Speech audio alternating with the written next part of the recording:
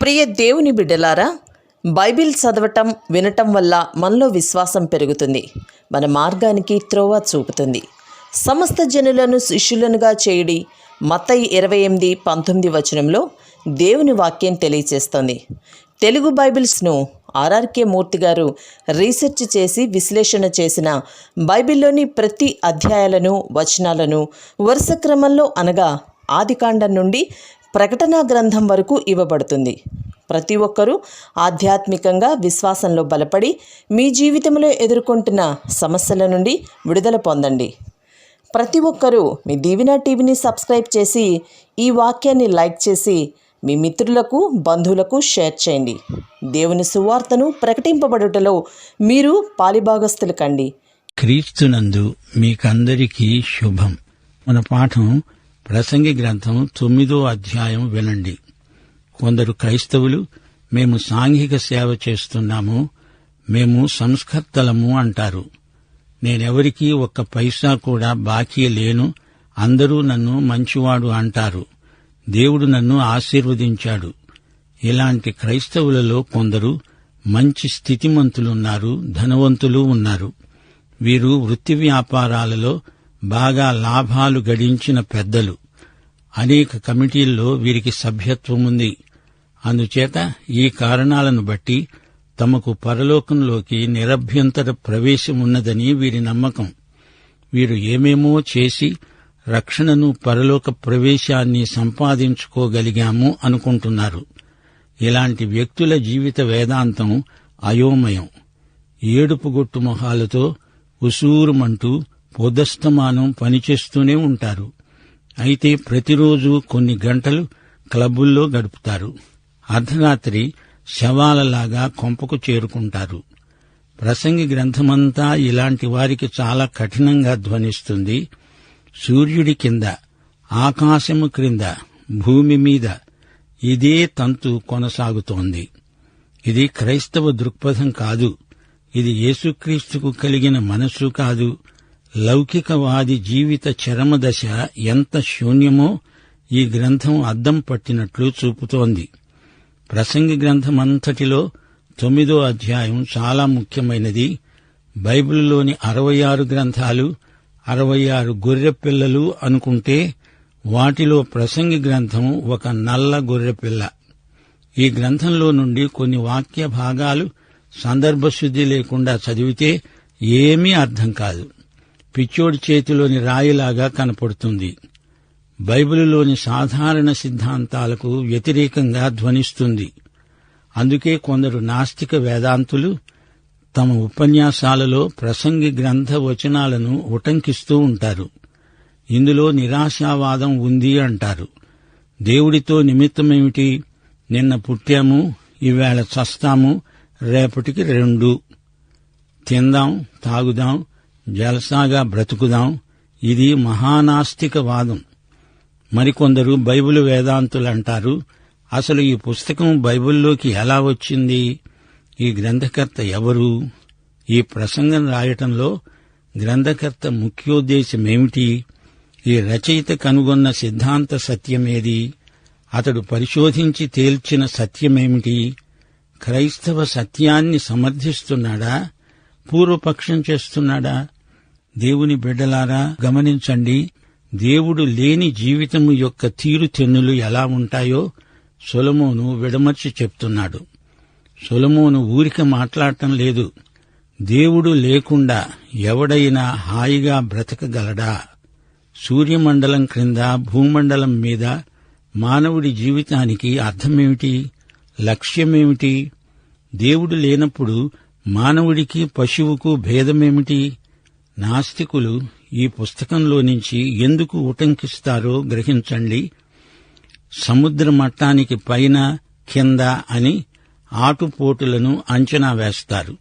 అలాగే మన ఆధ్యాత్మిక జీవితపు అంతస్తులను భూమికి పైన, ఆకాశం క్రింద, ఆకాశం పైన, భూమి కింద అని జ్ఞానులు అంచనా వేస్తారు. మన ఆధ్యాత్మిక జీవితానికి 2 అంతస్తులున్నాయి, శారీరకం, ఆధ్యాత్మికం. ఈ 2 అంతస్తులు మనము ఎక్కడ ఉన్నామో చూపుతాయి. ప్రసంగి గ్రంథమంతా సూర్యుడి క్రింది వ్యవహారమే. సూర్యుడి పైన మనం జీవించాలి. మూడో ఆకాశంలో దేవుడున్నాడు. అక్కడ ఆయన సింహాసనమున్నది. కాని సూర్యుని కింద మన ఆలోచనలు అధమ స్థాయికి చెంది ఉన్నాయి. దేవుడు లేకుండానే ఏమేమో చేయడానికి మనుషులు పడే తాపత్రయం చూస్తే ప్రసంగికి అంతా వ్యర్థమనిపిస్తోంది. దేవుడు లేని భవిష్యత్తు, దేవుడు లేని నిత్యత్వం బహు భయంకరమైనవి. మానవుడు దేవుని కృపచేత రక్షించబడ్డాడు. మానవుడు దేవుని విమోచనాత్మక కృపకు ప్రత్యక్ష సాక్షి. సూర్యుని కింద నియమాలు సూర్యుడి పైన పనిచేయవు. ఇక్కడి శరీరాలు అక్కడ పనికిరావు. ప్రకృతి సంబంధికి ఆధ్యాత్మిక విషయాలు వెర్రితనమనిపిస్తాయి. ప్రకృతి సంబంధికి ఆధ్యాత్మిక వివేచన లేదు. లోక సంబంధి అయిన ప్రకృతి మనిషికి చెప్పి చూడండి, నీవు క్రీస్తుతో కూడా లేపబడినవాడవైతే పైనున్న వాటినే వెతుకు. అక్కడ క్రీస్తు దేవుని కుడిపార్శ్వమున కూర్చొని ఉన్నాడు. కొలసీ పత్రిక 3వ అధ్యాయం 1వ వచనం. నీవు ఎంత చెప్పినా ప్రకృతి సంబంధికి ఏమీ అర్థం కాదు. ఇవి వెర్రి మాటలు అంటాడు. ఎందుకని? అతడు క్రీస్తునందు ఉన్నవాడు కాడు. అతడు క్రీస్తుతో కూడా లేచినవాడు కాడు. ఆ అనుభవం అతడికి లేదు. పైనున్న వాటిని వెతుకు అంటే ఏమి వెతకగలడు? అతడు మొదట కొత్తగా జన్మించినవాడై ఉండాలి. నూతన సృష్టి అయి ఉండాలి. క్రీస్తునందు లేని వ్యక్తిని పట్టుకొని క్రీస్తునందు ఉన్న వ్యక్తితో మాట్లాడినట్లు మాట్లాడితే ఏమి ప్రయోజనం? బురదలోని తాబేలును ఎగరవే అంటే అది ఎగురుతుందా? అది అసలు ఆ బురద గుంటను వదులుతుందా? ఎగరటమంటే దానికి సుతరాము ఇష్టముండదు. పందికి బురదే ఇష్టం, పన్నీరు అంటే దానికి అయిష్టం. ప్రసంగి ఎందుకు ఇన్ని ప్రయోగాలు చేస్తున్నాడు? తృప్తి ఎందులో ఉంది? ఇందులోనా అందులోనా అంటూ అన్నిట్లో వేలు పెట్టి చూస్తున్నాడు. ఇదే దృక్పథంతో ఈ గ్రంథాన్ని అర్థం చేసుకోవాలి. జ్ఞానాన్ని గురించి మాట్లాడుతూ 12వ అధ్యాయం 12వ వచనంలో ప్రసంగి అన్నాడు, పుస్తకాలు అధికంగా రచించబడతాయి, దానికి అంతులేదు. విస్తారముగా విద్యాభ్యాసం చెయ్యడం దేహానికి ఆయాసకరం. 5వ అధ్యాయం 10వ వచనంలో మరొక ప్రయోగం. ద్రవ్యమును అపేక్షించేవాడు ద్రవ్యము చేత తృప్తి చెందడు. ధన సమృద్ధిని అపేక్షించేవాడు దానిచేత తృప్తి నొందడు. ఇది వ్యర్థమే. మతంతో ప్రయోగం చేశాడు. మతం మోతాదు ఎక్కువైతే మతపిచ్చి తలకెక్కుతుంది. మతం వేషధారులను ఉత్పత్తి చేస్తుంది. మత నాటకం దేవుణ్ణి ఎరగని వారి మధ్య బాగా రక్తి కడుతుంది. మతాంతీకరణ వ్యర్థ వ్యాసంగం. పేరు ప్రఖ్యాతులతో ప్రయోగం చేశాడు. నైతిక శాస్త్రాన్ని పరిశోధించాడు. కీర్తి కండూతి ఆత్మవంచన మాత్రమే. వీటితో అతని మనస్సు విసిగిపోయింది. లోకమంతా ఒక మాయాబజారు అని కొందరు వర్ణిస్తారు. దేవుడు లేని బ్రతుకులు, క్రీస్తుకు చెందని జీవితాలు, పరిశుద్ధాత్మ నేతృత్వం లేని క్రైస్తవ ఉద్యమాలు అన్నీ దండగే. మరొక వేదాంతి అన్నాడు, ఇదంతా తోలుబొమ్మలాట, అంతా మాయ, అర్థం కాని మాయాలీలలు. అది సరే, నేటి కాలక్షేపాల మాటేమిటి? వినోదం పేరుతో అశ్లీలము అబద్ధము అయిన ప్రదర్శనలు ఇస్తున్నారు. కొందరు నిద్రపట్టక నిద్రమాత్రలు మింగి పెద్ద నిద్రలోకి తూలిపడిపోతున్నారు. అద్వితీయుడైన సత్యదేవుడు, ఆయన పంపిన క్రీస్తు లేని జీవితాలు తాలు జీవితాలు. భక్త అగస్టీన్ అన్నమాట ఎంతో అర్థవంతమైనది. దేవా తండ్రి, మమ్మలను నీకోసమే సృష్టించుకున్నావు. నీయందు శాంతిని కనుగొనే వరకు మానవ హృదయానికి శాంతి అనేది ఉండదు. ఒక్క మనిషి హృదయంలోకి లోకమంతటినీ తెచ్చిపెట్టినా ఇంకా ఖాళీ ఉంటుంది. ప్రసంగి గ్రంథం ప్రజాస్వామ్యాన్ని సమర్థిస్తుంది అంటారు. ఇవన్నీ లేనిపోని ప్రయోగాలు. మానవుని సమస్యలన్నిటికీ క్రీస్తే జవాబు. మిగతా జవాబులన్నీ శూన్యం, వృథా, వ్యర్థం. ఇప్పుడు ప్రసంగి మాటల్లోనే వినండి.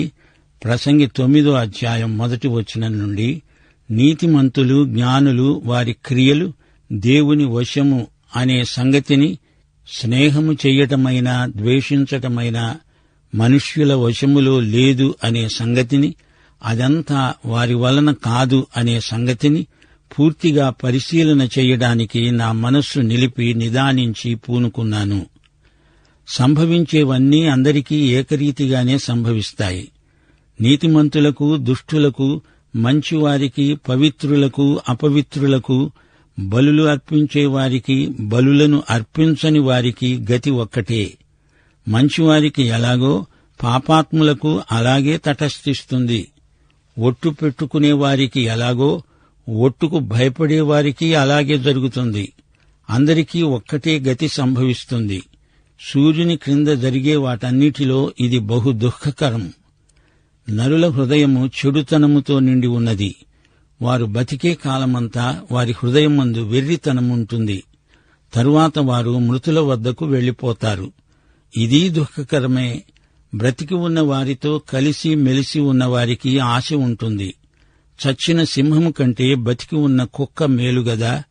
బ్రతికి ఉన్నవారు తాము చస్తామని ఎరుగుదురు, అయితే చచ్చినవారు ఏమీ ఎరగరు. వారి పేరు మరువబడి ఉన్నది. వారికి ఇక ఏ లాభమూ కలగదు. వారికి ప్రేమించరు, పగపెట్టుకొనరు, అసూయపడరు. సూర్యుని కింద జరిగే వాటిలో దేనియందు వారికి ఇక ఎప్పటికీ పాలు లేదు. దేవుని బిడ్డలారా, వింటున్నారా? ప్రసంగి భవిష్యత్తును గురించి ఏమీ కంగారు పడటం లేదు. అతడు నిత్యత్వాన్ని గురించి తలంచటమూ లేదు. ఆ సంగతి నాకు పూర్తిగా తెలియదు అంటున్నాడు. నీవు ఏ దిక్కుకు వెళ్లినా భేదమేమీ లేదు, అంతా ఒకటే. ఎటుపోయినా చేరేది ఒకచోటికే. ఏమంటున్నాడు ప్రసంగి? అతడు చెప్తున్నది దేవుడి మాట కాదు.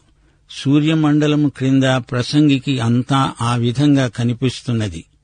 తన చుట్టూరా ఉన్న జీవితాలను పరిశీలిస్తున్నాడు. ఎవడైనా అసలు ఎందుకు పనిచేయాలి? జీవితం ఒక లాటరీ లాంటిది అనుకుంటున్నాడు. ఎవరి అదృష్టం వారిది. పరిస్థితులు నిన్ను దగా చేస్తాయి.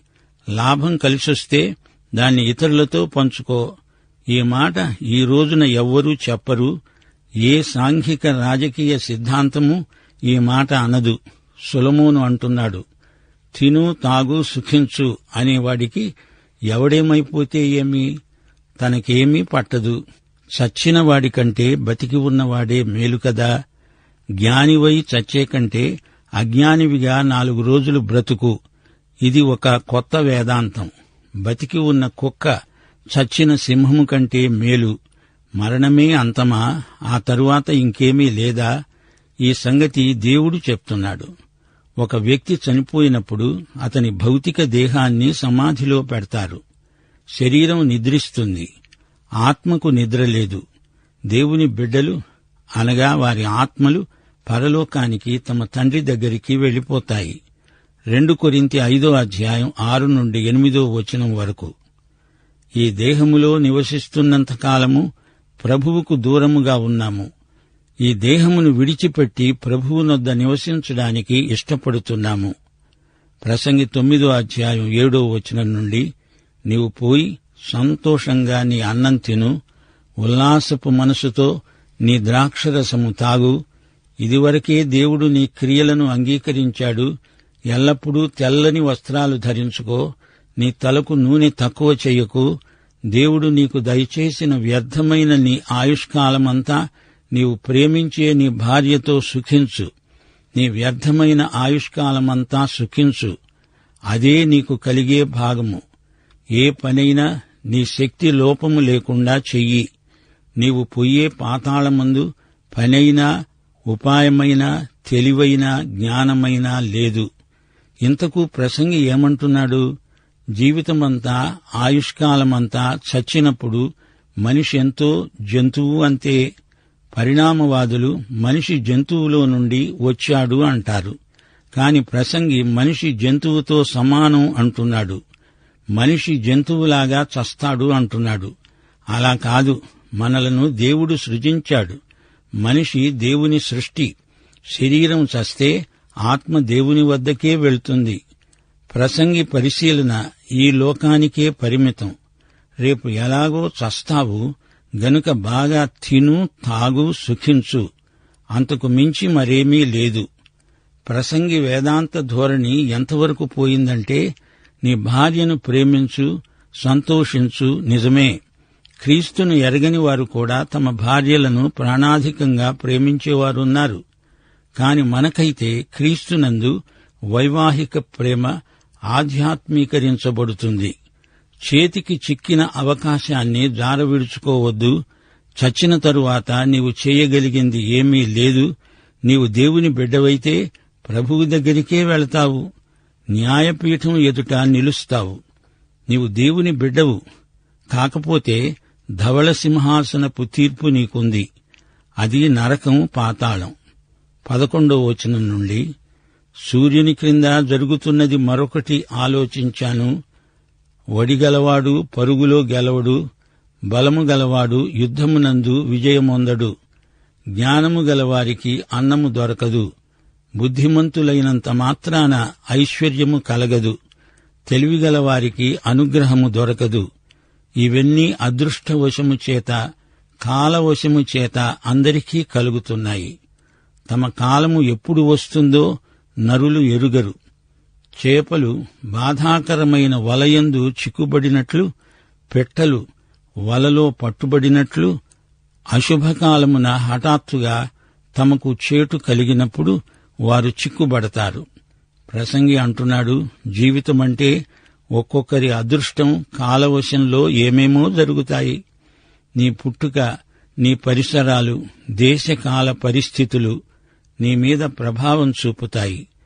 చేప వలలో చిక్కుకుంటుంది, పక్షులు వేటకాని ఉరిలో తగులుకుంటాయి. అదృష్టమని, జ్యోతిషమని, ప్రారబ్ధమని పలు విధాల నమ్మకాలు ప్రచారంలో ఉన్నాయి. మనిషి చేయగలిగిందేమీ లేదు, ఏమి జరగాలో అది ముందుగానే నిర్ణయించబడింది అనే సిద్ధాంతమిది. 13వ వచనం, ప్రసంగి అంటున్నాడు, నేను జరుగుతున్న దీనిని చూచి ఇదే జ్ఞానమనుకున్నాను. నా దృష్టికి ఇది గొప్పదిగా కనపడింది. ఒక చిన్న పట్టణమున్నది, అందులో కొద్దిమంది కాపురమున్నారు. దానిమీదికి గొప్ప రాజు వచ్చి దానిని ముట్టడి వేసి దాని ఎదట గొప్ప బురుజులు కట్టించాడు. అయితే అందులో జ్ఞానము గల ఒక బీదవాడుండి తన జ్ఞానము చేత ఆ పట్టణమును రక్షించాడు. అయినా ఎవరూ ఆ బీదవానిని జ్ఞాపకముంచుకోలేదు. నేననుకున్నాను, బలము కంటే జ్ఞానము శ్రేష్టమే. గాని బీదవారి జ్ఞానము తృణీకరించబడుతుంది. వారి మాటలు ఎవరూ లక్ష్యం చెయ్యరు. బుద్ధిహీనుల్లో ఏలేవాని కేకల కంటే మెల్లగా వినబడిన జ్ఞానుల మాటలు శ్రేష్టములు. యుద్ధాయుధముల కంటే జ్ఞానము శ్రేష్టము. ఒక పాపాత్ముడు అనేకమైన మంచి పనులను చెరుపుతాడు. దేవుని బిడ్డలారా, వింటున్నారా? సొలొమోను ఇక్కడ ఒక ఉపమానం చెప్తున్నాడు. బీదలు, దళితులు ఎందరో ఉన్నారు. కాని పరిపాలకుడు నిరంకుశుడైతే, నియంత అయితే రాజ్యమంతా పాడైపోతుంది. ఆ పట్టణంలో ఒక్క జ్ఞాని ఉంటే చాలు, అది బాగుపడుతుంది. ఆ జ్ఞాని ఎవరు? ఆ జ్ఞానమెక్కడిది? ఎవరిది? ఇదంతా యేసుక్రీస్తునే చూపుతుంది. మత్తయి సువార్త 8వ అధ్యాయం 20వ వచనం, నక్కలకు బొరియలున్నాయి, ఆకాశ పక్షులకు గూళ్లున్నాయి గాని ఆయనకు తలవాల్చుకోవడానికి స్థలం లేదు. అయితే ఆయనే మన రక్షకుడు, రాజు. యుద్ధాయుధముల కంటే జ్ఞానమే శ్రేష్టమైనది. అణుశక్తి కంటే క్రీస్తే గొప్పవాడు. సైతానుకు ఎన్నో మారణాయుధాలు ఉండవచ్చుగాని మన యుద్ధోపకరణాలు శరీర సంబంధమైనవి కావు. ఒక్క పాపాత్ముడు అంతా నాశనం చేయగలడు. ఆదాము, ఆకాను, రెహబాము, అననీయా, సప్పీరాలు, వీరినడగండి. వీరిలో ప్రతి ఒక్కరి ద్వారా జాతికి, సంఘానికి తీరని నష్టం వాటిల్లింది. రోమాపత్రిక 14వ అధ్యాయం 7వ వచనమంటోంది, మనలో ఎవడూ తన కోసమే బ్రతకడు, ఎవడూ తన కోసమే చనిపోడు. మనము ప్రభువు కోసమే బ్రతుకుతాము. మన జీవితము ఇతరులకు బోధిస్తుంది. దేవుడు లేని జీవితాలు పట్టణాల్ని, దేశాల్ని, జాతిని పాడుచేస్తాయి. దేవుని బిడ్డలు బాగుచేసింది దేవుడు లేని లౌకికవాదులు పాడు చెయ్యాలని చూస్తారు. పేతురు గొప్ప ప్రసంగికుడు, కాని అతణ్ణి తెచ్చినవాడు అంద్రెయ. నరకములో పడిపోయినవాడు తానొక్కడే పడడు, అనేకులను తనతో లాక్కు వెళ్తాడు. ఒక్క పాపాత్ముడు ఎంత కీడు చేయగలడో, పాపం ఎంత దుష్టశక్తో గమనించండి. ప్రియ సోదరుడా, సోదరి, నీవు యేసుక్రీస్తును నీ స్వకీయ రక్షకుడుగా ఎరుగుదువా? అయితే ఈ పాఠమంతా నీకోసమే. ప్రభు అయిన యేసుక్రీస్తు వారి దివ్యకృప, తండ్రి అయిన దేవుని పరమ ప్రేమ, పరిశుద్ధాత్మ యొక్క అన్యోన్య సహవాసము మనకందరికీ నిత్యత్వము పర్యంతము తోడై ఉండునుగాక. ఆమేన్.